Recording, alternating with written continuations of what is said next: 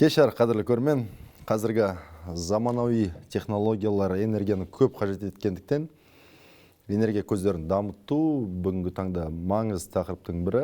Енді ғылымның дамуымен қатар су электростанциялары мен жылу электростанцияларын, сондай-ақ қайта қалпына келетін энергия көздерінің рөлі электроэнергиясын өндіруде күннен күнге артып келе жатыр. Бүгін елдегі энергетикалық қауіпсіздік пен оның қажеттілігі тақырыбын талқылайтын боламыз. Студия сіздермен Ерболат Мұхамеджан. Бүгінгі біздің бағдарлама қонақтары энергетика министрлігі, атом энергетикасы және өнеркәсібі департамент директорының орынбасары Гүлмира Мұрсалова. Қош келдіңіз. Энергетика министрлігі қоғамдық кеңесінің мүшесі энергетик Күнзадаш Саттықова. Қош келдіңіздер. Және бізбен тікелей байланыста Zoom арқылы Асылбек Жакиев, мұнай-газ саласының сарапшысы. Атыраудан қосылып тұр. Естіліп отырсыз ғой, Асылбек мырза? Саламатсыз ба, естіп тұрмын. Керемет.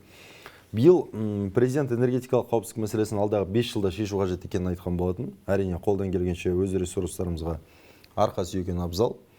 Және басты міндет электроэнергетика саласын жүктеледі. Алайда атом энергетикасы дамытуға қатысты жолдауда да айтқан болатын. Қазір мән берсек, цитатаға, ол жерде көрсетсеңіздер, құрметті режиссер, атом энергетикасын дамыту аса маңызды экономикалық және саяси мәселеге айналды. Атом электростанциясын салу қажет пе, жоқ па деген сауалға қатысты түрлі пікір бар. Қазақстан әлемдегі ең ірі уран өндіруші мемлекет, ендеше өз жерімізде атом станциясын салуға әбден хақымыз, құқығымыз бар. Кейбір сарапшылар шағын ядролық станциялар салу керек деген пікір айтады. Алайда көптеген азамат пен бірқатар сарапшы ядролық станцияның қауіпсіздігіне күмәнмен қарайды. Енді Қазақстанда 73-99 жылдары өз атом станциясы болған екен. Еліміздегі жалғыз атом электростанциясы бұл Ақтау қаласында орналасқан. Енді қазіргі уақытта Қазақстанда атом энергиясын қолданылмайды. МАГАТЭ мәліметінше еліміздің уран қоры 900 мың тонна деп бағаланып отыр. Бұл әлемдегі ең ірі қорға саналады. Гүлмира ханым, осындай уран қоры бар Қазақстан қалай оны энергетикалық саласында пайдаланбай келді? Не үшін пайдаланбай келді жалпы? Оған қандай себептерге байланысты? Біз бұл шикізатты неге тек шикізат күйінде, яғни шығару тұрғысында ғана осы күнге дейін пайдаланып келдік? Не кедергі болды? Негізінде Ақтау қаласында 73 жылдан 99 жылға дейін атом электростанциясы жұмыс істеді. Алайда оның мерзімі біткен кейін ол тоқталып қалды. Қазіргі уақытта істен шығару жұмыстары жалғасуда оның. Содан кейін 2006 жылы да техникалық, экономикалық негіздемелер әзірленген болатын, жаңадан сол жерге атом электростанциясын саламыз деп. Алайда ешқандай шешім қабылданған жоқ сол кездерде.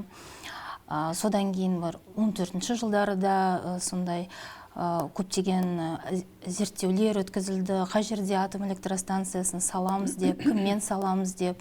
Сол кезде ыңғайлы жер Курчатов пен сол үлкен ауданы деп айқындалды. Содан бері осы уақытқа дейін әлі зерттеулерді жасап, сондай реакторлық технологияларды қарастырып, орналастыратын жерді зерттеліп, солай осы күнге дейін. Негізгі себеп бізде көбінесе тоқтап келе жатқан себебі қандай болды?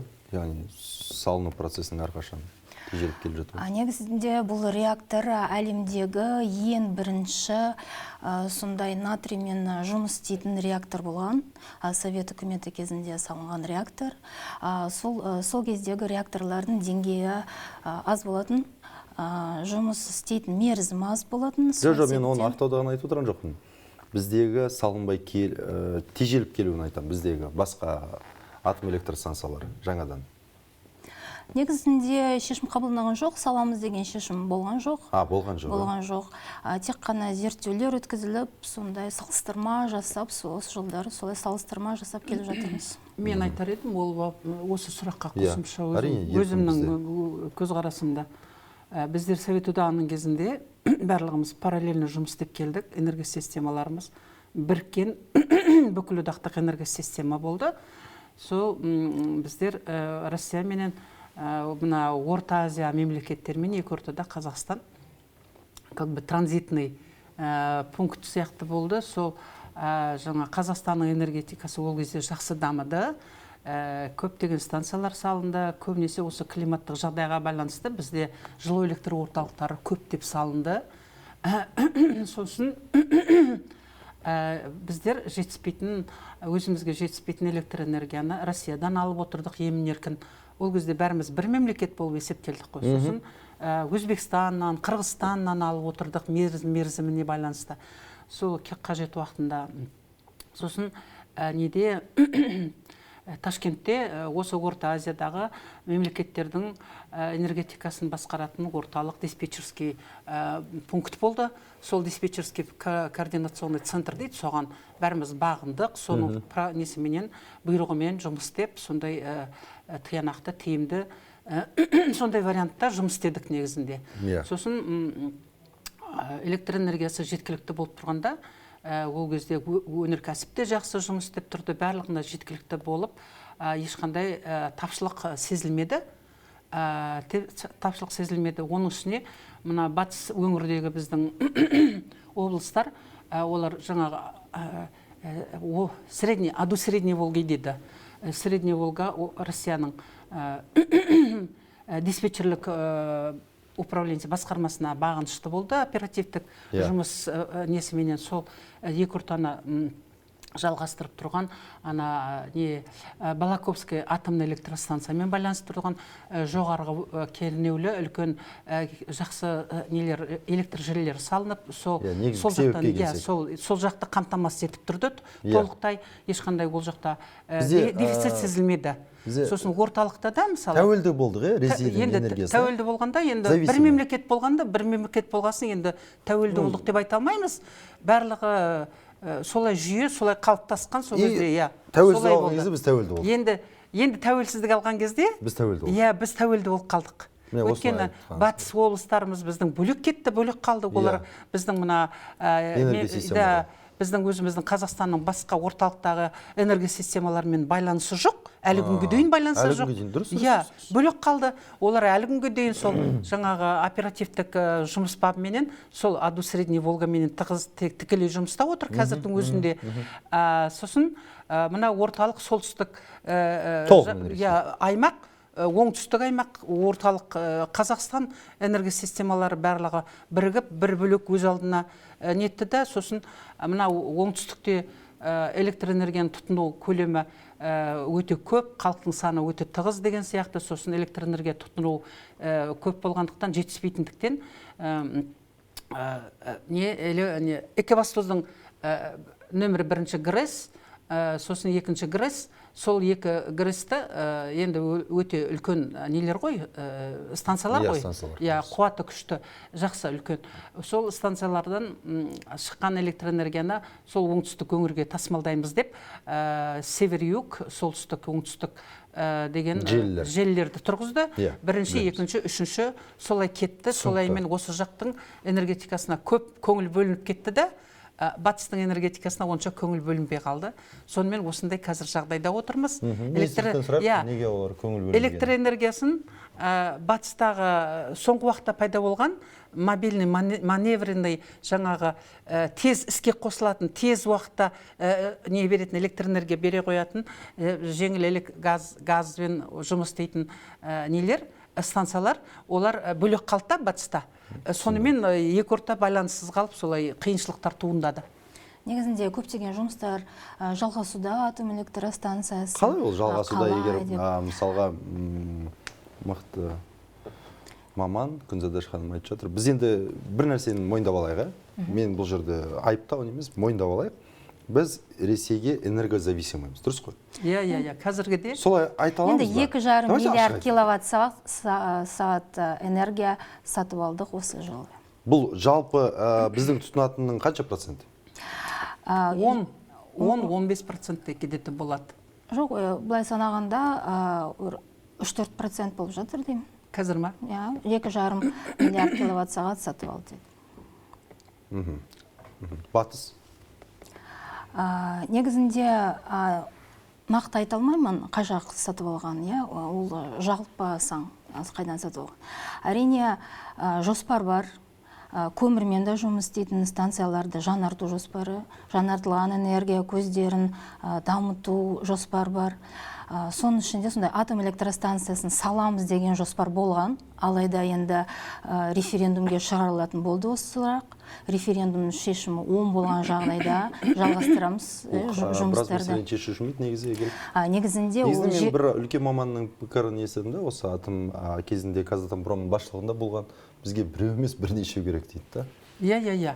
Бірнеше керек дейді. Бір станция барлық мәселені шешпейді. Негізі 35 жылға қарай салынатын нәрсе ғой, ол шешім қабылданғаннан кейін 10-12 жыл өтеді, ол салынып біткенше іске қосылғанша 35 жылға қарай ғана. Сол кезде жалпы қуаты 2800 мегаватт қана. Ол 35 жылы тек қана 10% құрайды бүкіл өндірілген энергияның. Сол атом электростанциясы тек қана 10%-ды құра алады. Басқалары жаңартылған энергия көздері, көмірмен жұмыс істейтін, газбен жұмыс істейтін электростанциялар. Әрине, энергия тұтыну көлемі жылдан жылға өсіп бара жатыр. Қолданыстағы станциялардың тозу деңгейі өсіп бара жатыр. Сол себептен келесі жылдары әрине мамандардың айтқаны бұдан да көп станцияларды салу керек. Алайда қазір салмаса енді көршілес елдерден сатып алу, бірақ біз энергия қауіпсіздікті қамтамасыз ету керекпіз. Дұрыс. Болашақта өкінішке орай қазіргі уақытта көмірмен жұмыс істейтін станцияларға қаражат. Ресейден сатып алуымыз мүмкін, иә, солай.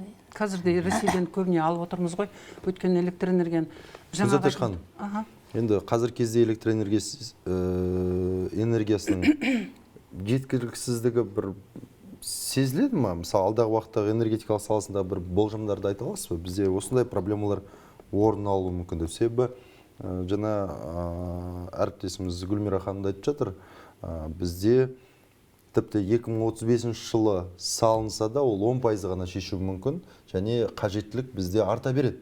Халықтың саны өсіп жатыр, зауыттар салынып жатыр деген сияқты әртүрлі салаға энергия қажеттілік өсуде. Негізінде энергетика бүкіл елдің экономикасының негізі болып есептеледі. Негізі болып есептеледі. Мынау үйдің фундаменті сияқты. Сол энергетиканың дамуы алда тұру керек.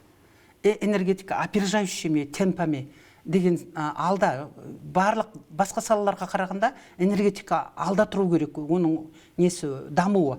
Энергетикалық запасымыз болу керек біздің энергетика жөнінен.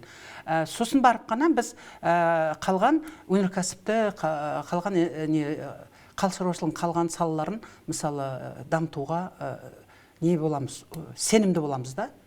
Сол осындай энергия бар, бізде жеткілікті, осындай завод мына жерде тұрғызуға әбден болады, ешқандай жалтақтамай деген сияқты. Енді бізде қандай да бір қорқынышты бір нелерді айта аласыз ба? Кейстер болуы мүмкін ба? Перспективаға қарасақ, біздерде егерде мына бизнес саласы жақсы дамып, орта, шағын бизнес дамып жатса, сосын еліміздің шаруашылығы вообще жақсы дамып жатса, енді айтады ғой, сол жақсы дамиды деп сондай жақсы перспективаларды айтып жатыр. Егерде жарқын болашағымыз сондай болып жатса, онда энергетиканы жақсылап тұрып қолға алу керек болады. Энергетика болмаса ештеңе де өнбейді, ешқандай өндіріс болмайды. Не кедергі қазір? Қазір не кедергі? Қазіргі кедергі сол бізде заң ба, қаржы ма? Бізде негізгі мемлекеттік деңгейде қабылданған бір үлкен стратегиялық документ жоқ осы туралы. Өйткені әрі ойланып, бері ойланып, қай жағына басымдық беруді сол нетіп әлі шеше алмай, шамалы 29 жылға дейінде, 25 жылға дейінде сондай пландар, жоспарлар болды, ал ұзақ мерзімге арналған стратегиялық жоспар бізде жоқ. Сосын мінекей атомный электроэнергиясын саламыз деп былай шықты, мына жаңартылған энергия көздерін дамытамыз деп сондай нелерді айтып жатты, түрлі бағыттағы нелерді. Бірақ тиянақты бір документ болмай тұр. Министр не дейді? Сіз қоғамдық кеңестің мүшесісіз ғой, қадірлесем. Не дейді министр? Енді министрдің өзі, мен шынын айтқанда министрдің өзі таза энергетик емес та. Қиын сөйлесу. Иә, сосын қиын болады өте. Ол түсіне бермейді. Иә, тура специалист таза энергетик болмасын жерде энергетика қалай ойлайсыз, энергетика министрлігін бөлек, энергетика атом деп бөлек, және мұнай деп бөлек алып. Ол туралы мен сол 20-шы жылдан бастап соны айтқанмын. Сол кезде сізге Тоқаевқа да жазғанмын, талай рет айтып жүрмін да, үнемі сенатта да доклад жасағанмын, соны осы энергетиканы, атом энергетикасын бәрін бөлек шығарайық та, ана мұнай мен газды өз алдына бөлек қалдырайық деп сөйтіп, өйткені энергетиканы дамытпаса болмайды енді, айтып отырсыз. Біріншіден ұсыныс айттыңыз ба министрге қазіргі? Айттым, барлық жерге де айттым. Тоқаевқа да жаздым. Сенатқа да мені шақыртып, мен докладым тыңдады. НПП атамекенде де выступать еттім, айттым өзімді. Түсінікті. Неге стратегиялық документ жоқ? Бізде концепция бар, 29 жылға дейін қалай энергетика секторы дамиды деп, содан басқа болжамда энергобаланс 35 жылға дейін солда әзірленді. Негізінде біз қандай станцияларды саламыз дегенде, біз экологиялық сұрақтарға да қарауымыз керек, халықаралық климаттық саясатқа да қарауымыз керек. Себебі осы келесі жылдары көмірдің экологияға зияны көп. Мысалы, Қазақстан Республикасында бүкіл парникті газдардың шығындары 80% энергетика секторынан шығарылады. Иә, солай. Енді ол энергетика секторынан шығарылады. Сосын біз қандай тауарларды өндіреміз, қандай шикізатты шетелге жібереміз, Европаға жібереміз, шетел осы жақын арада трансшекаралық экологиялық салық енгізейін деп жатыр. Сол себептен біздің тауарлардың бәсекелестігі жоғары болу үшін олардың өндіру барысында жасыл энергияны пайдалану керек. Жасыл энергия? Жасыл энергия. Сол атом электростанциясы жасыл энергияға жатады. Атом электростанциясы жасыл энергияға жатады? Иә, жасыл энергияға жатады. Әрине, жаңартылған энергия көздері де жасыл энергияға жатады. Қазіргі уақытта бізде Қазақстанда көптеген жел, күн станциялары да жұмыс істеп жатыр. 27 жылға дейін аукционда болды 6700 мегаваттқа. Алайда ол тұрақсыз болып саналады. Өндіріс оған сене алмайды, осындай тұрақсыз электроэнергия. Себебі ол ауа райына тәуелді болады. Ал атом электростанциясы түсіндім. Бізде Асылбек Жакиев Zoom арқылы күтіп қалды. Сондықтан бізде Қазақстан Еуразиялық экономикалық одаққа мүше мемлекеттер арасында газдандыру бойынша аутсайдер болып қала береді. Қазақстанда көгілдір отын небәрі 20 миллион халықтың 59% ғана пайдаланады екен. Асылбек мырза, өзіміздің шикізатымызды өзіміздің тұрғындарымызға дейміз ба, отандық энергетика саласында пайдалану маңыздылығы қаншалықты дұрыс ұстаным? Мысалы, кейбір елдерде табиғи байлықтың болмауынан баламалы көздер мен сырттан сатып алумен шектеледі, көбінесе. Кәдімгідей олар тәуелді болып отырады. Оның өздері көп елдердің мысалы сатып алуға мүмкіндігі де болмайды. Мысалы, Жапония, Оңтүстік Кореяны алсақ, мысалы, біз көріп отырмыз. Тіпті Украинаның өзі қаншама Ресейге жылдар бойы көмір бойынша болсын, газ бойынша болсын, тәуелді болып келді, әсіресе газ бойынша. Бізде осылардың барлығы бола тұра, біз өзіміз толық құрамда пайдаланбаймыз. Қалай ойлайсыз?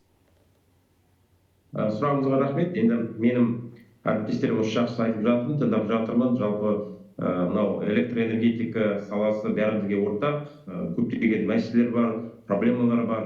Бірақ та менің ойымша енді біздер мұнай газ саланың сарапшы ретінде көптеген мұнай газ саласын қарасақ, енді энергетика саласы қазіргі таңда өте нашар жағдайда. Мен қазір неге айтайын? Біріншіден, енді жалпы сіз жақсы сұрап жатырсыз.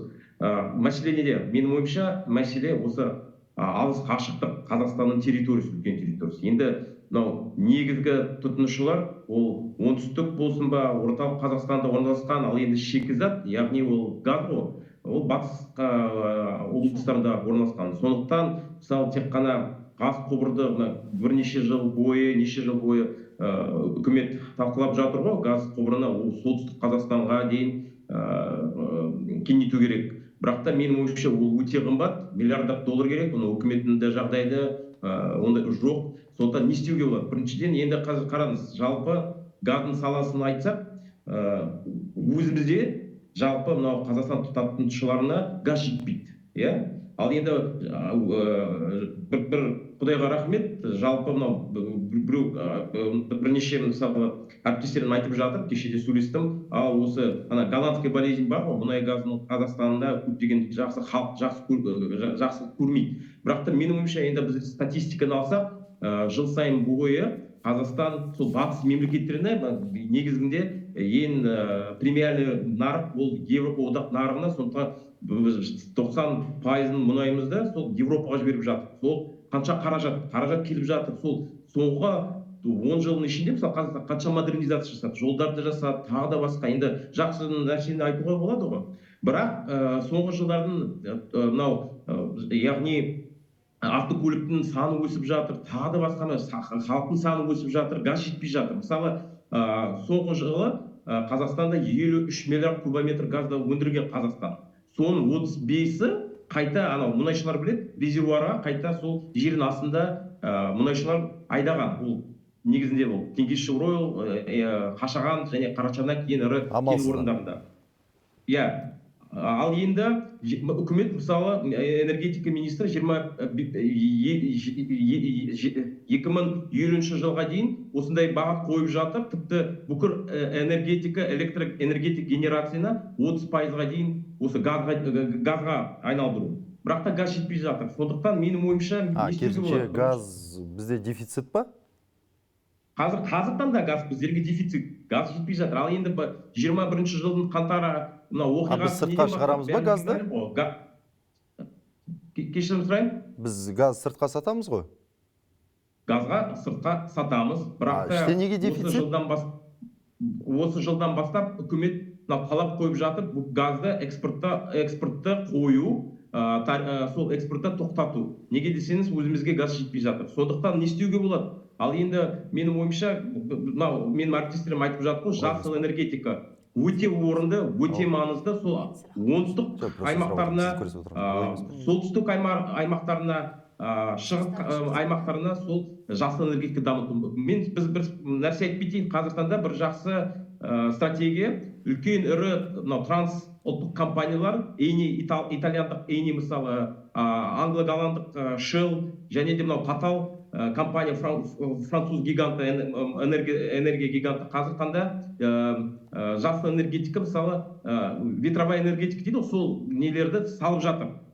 Оңтүстік Қазақстанда, мысалы Тараз қаласында, Жамбыл облысында, тағы да басқа көптеген шетелдің мұнай компаниялар Қазақстанда көптеген сондай жоспарлар жасыл энергетика дамыту. Соған біздер көңіл бөлуге қажетпіз. Түсінікті. Көп рахмет сізге, Асылбек мырза. Енді біз электр өндірудің балама жолы, атом электр станциясын салуға келсек қайтадан, себебі атом электростанция салмас бұрын оның предпосылкасын не?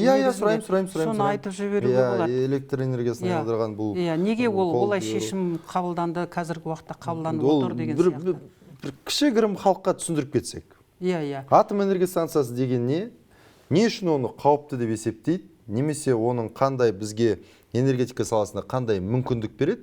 Міне, осыны бір кішігірім тұрғыда біз енді референдум келіп жатыр. Мен ойымша халыққа түсіндіруіміз керек. Проблема неде? Дұрыс айтасыздар. Негізінде қазір бізде атомный электростанция жоқ қой енді. Жоқ қой. Жылу электростанциялары менен жаңағы желмен сондайлармен отырмыз. Гидроэлектростанциялар бар, су электростанциялары. Соларменен отырмыз. Негізінде Қазақстан бойынша қондырылған электр қондырғылар бар ғой. Олардың қуаты негізінде бүкіл Қазақстанды энергияменен қамтамасыз еткілуге жеткілікті қуаты қондырылған, установленная мощность дейді. Турбиналардың АЭС-сіз ба? АЭС-сіз. Осы тұрғанда жеткілікті. Бірақ оның резерві де бар, жеткілікті, резервті жеткілікті. 10%, 15% деген сияқты резервтер бар. Ал ол неге бізде тиімсіз пайдаланып, толықтай тиімсіз пайдаланып отыр. Мысалы, жаңа айттым ғой, батыс өңіріміз бізде батыс өңірлер бөлек жатыр деп. Батыс өңірменен екі ортаны қосамыз деп, Жетіқара мен өлкенің ортасында 500 кернеулі киловольт кернеуменен жоғары кернеулі электр желісін салынды. Сонымен Экибастуздан шыққан электр энергияны батысқа Ақтөбеге жеткіземіз. Ақтөбенің тұрғындары біздің орталық Қазақстанға қосылады. Сосын солай жақсы болады, толығымен қамтамасыз етеміз деп сөйдеді. Ал ар жағында жатқан Атырау, Орал, Маңғыстау солай бөлек әлі күнге дейін жатыр. Сіздің отырған АЭС керек емес пе? Енді жоқ. Сол станциялардың мүмкіндігін, қондырылған толық қуатын пайдаланбай жатып, пайдалана алмай отырмыз. Өйткені біріккен энергетика жоқ. Атом электростанциясы қауіпсіз, себебі бүкіл әлем пайдаланып жатыр соны. Әлемде 412 реактор жұмыс істеп жатыр қазіргі уақытта. Түсіндірсек, бұл атом электростанциясы деген не? Атом электростанциясы біріншіден энергия қуатын өндіретін станция. Тек қана жылу электростанциясында көмірді пайдаланамыз, ал атом электростанциясында уранды пайдаланамыз. Неге қауіпті деп айтады? Бізде Қазақстанда қазіргі уақытта қарастырылып жатқан реакторлар, олардың екі контур бар. Бірінші контур тікелей уранмен жұмыс істейді. Екінші контур уранға тиіспей-ақ тек қана жылуды бірінші контурдан алып, содан кейін ғана буланып турбинаға барады. Сол себептен ол қауіпсіздіктің бір жағы. Екінші жағынан халықаралық атом энергиясы жөніндегі агенттігінің да сондай талаптары да бар. Бірінші сондай глубокая эшелонированная защита деген. Ол уран таблеткасын өндірілген кезінде сондай қауіпсіздік оболочкасы болады. Сосын ядролық отынды өндірген кезінде қауіпсіздік деңгейі өте жоғары, және де реактордың сыртында арнайы контейнмент орналастырады. Тағы да бір айтып кетейін дегенім, бізде Қазақстанда Үлбі металлургия зауытында, Өскемен қаласында дайын ядролық отын дайындалып жатыр қазіргі уақытта. 21 жылда осы зауыт іске қосылды. Біз Франция технологиясымен өндіреміз. Дәрежеміз бар. Түсіндім. Енді әлемде, жаңа мен сіздің пікіріңізбен келісем, реакторлар саны көп елдер көшін. Ол ақш, Франция, сіз айтқан Қытай бастап тұрса да, соңғы 10 жылдықта мысалы Қытай 39, Ұлыбритания 10, Ресей 4 жаңа реакторлар. Кейбір елдер бірақ санын азайтып жатқан елдер де бар. Тіпті Германия, Австрия сияқты Еуропа елдері мүлдем бас тартып жатыр. Германия көршілес Франциядан қымбат электроэнергияны сатып жатыр, себебі Францияда 56 реактор бүкіл өндірілген энергияның 70%-ын құрайды. Олар көршілес сонда елдер бір-бірінен сатып алуы мүмкін. Түсіндім. Күзәдаш ханым, енді АЭС құрылысына қатысты кейбір мамандар атом электростанциясы керек десе, енді бірі оның қауіпті екенін алға тартады. Ал шын мәнінде елімізге АЭС қаншалықты қажет? Себебі мен ойлаймын, референдум бекер шыққан жоқ енді. Жалпы халықта басында дұрыс түсіндірмеді, дұрыс ақпараттандырылмады, соңында шум пайда болды, сосын референдум өткізу туралы шешім қабылданды. Ол атом электростанциясын салудың біріншіден себебі біздің елімізде жұмыс істеп келе жатқан жылу электр орталықтарының әбден тозуы, қазіргі тозығы жетіп тұр. Сондықтан біздер Кентау, Екібастұз, Жезқазған, Кентау, Степногорск толып жатыр жан-жақтан әйтеуір. Арқалық дейді, өте нашар. Оралда да өте тозып тұр жылу электр орталықтары деп солай деп айтып жатыр. Енді оларды бір күнде бәрі тозып тұрған станцияларды бір күнде жаңарталмаймыз, бір жылда жаңарталмаймыз ғой. Оның барлығына бір станция салудың өзі мысалы 250 миллиард, 300 миллиардтай ақша қажет мысалы. Сосын сондықтан атом электростанциясын экология жағынан қауіпсіз, неге пайдалануға ыңғайлы жұмыс істеуге деп сол шешім қабылданған болды. Біздің елімізде бірақ та оған қазір мамандар жоқ, әлі даяр емес. Сосын жаңағы мен ойлаймын, қаншалықты ол қажет бізге деп. Өте қажет деп ойлаймын. Мен өзім құптаймын негізінде. Дұрыс. Дұрыс, иә. Бірақ мәселе кім салатында? Енді ол жағы бір мәселе, менің өзіміздің ішкі мәселемізді айтайын. Станцияны саламыз ғой, салғаннан кейін ол станция тұрақты түрде постоянно стабильно жұмыс істейді. Сосын іске қосқаннан кейін ол стабильно тұрақты түрде электр энергияны беріп тұрады да, оны екінші рет былай нагрузкасын төмендетіп, жоғарылатып, біресе былай регулирование жасай алмайсың. Жылу электр Ол орталықтары тұрақты түрде беріп тұрады мощностьті, қуатты. Сондықтан ол берілген электр энергияны біздер бүкіл еліміздің түкпір-түкпіріне жеткізуіміз керек. Бүкіл елімізді қамтамасыз етуіміз керек. Ал оған біздің электр желілері еліміздегі дайын емес. Сондықтан біздің мемлекеттік деңгейде үкіметтің бағдарламасы болу керек, соның бәрін жаңарту, программасы нету керек, қабылдану керек. Өйткені қазіргі жағдайда тұрған, қалай болса солай тұрған электр желілері оны нагрузканы көтере алмайды. Бізде эфирдің уақыты келіп қалды, бірақ біз бұл тақырыпты әлде талқылайтын боламыз. Жиі талқылап отырсам, сіздерге көп рахмет айтамын. Келе жатқан жаңа жылдарыңызбен. Ресейдің АЭС-дің бірінде қызмет ететін ғалым, энергия алудың осы жолын экологиялық ең таза әрі қауіпсіз деп атаған екен. Өйткені сол жерде АЭС территориясында қояндар мен түлкілерді ұшып жүрген шағалалар дәлелдейді.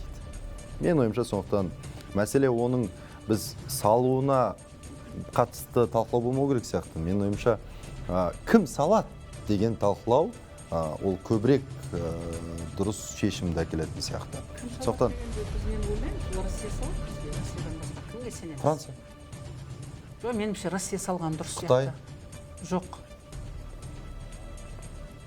Жарайды, бұл тақырыпты әлде талқылаймыз, себебі бұл ашық мәселе, сондықтан бұл мәселе бойынша қоғамдық тыңдауларды, егжей-тегжейлі кең ауқымды талқылауларды жалғастыруымыз керек, себебі ондай шартта шұрт бір позиция, талқылану керек позициялар. Президент айтқандай, біз маңызды стратегиялық мәселелерге қатысты түпкі шешімді референдум арқылы қабылдауымыз қажет. Себебі халықтың бұл шешімді мамандар қабылдау керек. Мен ойымша, мамандар кейбір кезде лобби мәселесі де орын алып кетуі мүмкін. Сондықтан ол жерде мамандарымызға да қатысты сұрақтар туындауы мүмкін. Жауапкершілікті халықтың мойнына іліп қоймай, өзіміз мамандар сондай шешім қабылдау керек. Келісем әрине. Атом электр станциясын салу немесе салмау мәселесі еліміздің болашағына қатысты аса маңызды мәселе. Аман болыңыздар, келесі эфирде кездескенше.